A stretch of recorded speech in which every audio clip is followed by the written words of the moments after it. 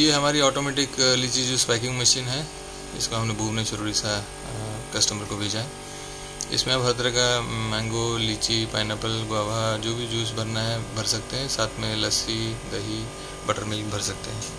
Fully automatic machine है, storage tank के साथ में है, हाइजीनिक मशीन है। इसको लेके आप शुरू कीजिए, मैनुअल में मत जाइए। और इसमें लगभग दिन का 10,000 बोतल मतलब इजीली 2 रुपये के हिसाब से 20,000 रुपया इनकम कर सकते हैं। डिटेल जानकारी के लिए कॉन्टैक्ट कीजिए। Thank you.